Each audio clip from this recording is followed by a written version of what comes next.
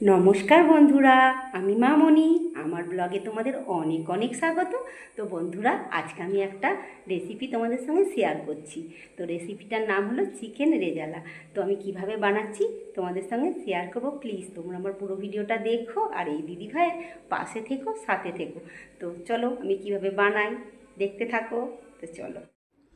তো প্রথমেই চিকেনটাকে সুন্দর করে ধুয়ে ওর মধ্যে টক দই আর হচ্ছে আদা রসুনের পেস্ট আর হচ্ছে গোলমরিচের গুঁড়ো সুন্দর হাতে সুন্দর করে মাখিয়ে নেব। একদম সুন্দর করে মাখাবো, মাখিয়ে ম্যাগনেট করার জন্য জমিয়ে রাখবো। এদিকে তোমার কাঁচা লঙ্কা আর পেঁয়াজ বাটা আর চালমগজ আর পোস্ত বাটা হয়ে গেছে। তো এইদিকে দেখো সুন্দর হাতে সুন্দর করে মাখিয়ে এটাকে ম্যাগনেট করার জন্য রেখে দেবো মিনিট 15-র জন্য। মিনিট 15 সুন্দর করে মেখে রেখে দেওয়ার পরে 15 মিনিট পরে একটা কড়া বসিয়েছি। কড়ার মধ্যে সাদা তেল নিয়েছি পরিমাণ মতো। তার মধ্যে 1 চামচ, ছোটো চামচ আর 1 চামচ হচ্ছে কি ঘি দিলাম। এবার ঘি আর সাদা তেলটা গরম হয়ে যাওয়ার পরে ওর মধ্যে 2 শুকনো লঙ্কা, 2 তেজপাতা আর হচ্ছে গরম মশলা দিয়ে ফোড়ন করে নিলাম।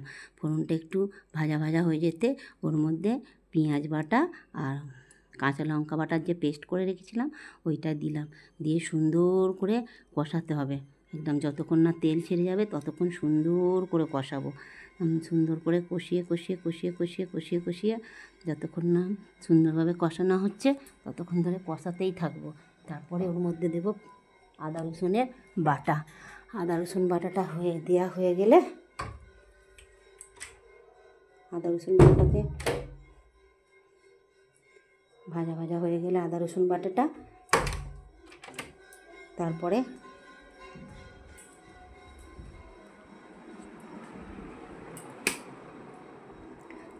আদা রসুন বাটাটা সুন্দর করে ভাজা ভাজা হয়ে গেলে তেল ছেড়ে গেলে ওর মধ্যে যে ম্যাগনেট করা চিকেনটা রেখেছিলাম সেই চিকেনটাকে দিয়ে দেব।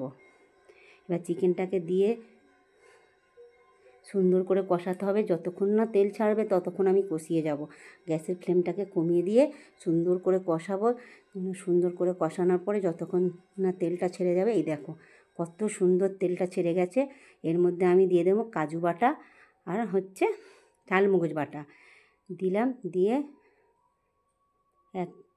এক ছিপি দিয়ে দিলাম কেওড়ার জল দিয়ে এটাকে চাপা দিয়ে মিনিট 15-র মধ্যে রেখে দিলেই রেডি চিকেন রেজালা। তো বন্ধুরা, দেখতেও যেমন সুন্দর হয়েছিল, খেতেও অপরূপ সুন্দর হয়েছিল। তো এবার এর মধ্যে দিয়ে দিচ্ছি 1 চামচ ঘি আর হচ্ছে কি পরিমাণ মতো গরম মশলা। তো রেডি হয়ে গেল আজকের আমার চিকেন রেজালা। একটা ঢাকা চাপা দিয়ে দিয়েছি। এই দেখো কি সুন্দর দেখতে হয়েছে। তো যদি সত্যি ভিডিওটা তোমাদের একটু ভালো লাগে প্লিজ একটা লাইক কমেন্ট করবে, আর নতুন যদি কোনো রেসিপি দেখতে চাও কমেন্ট করে জানাবে।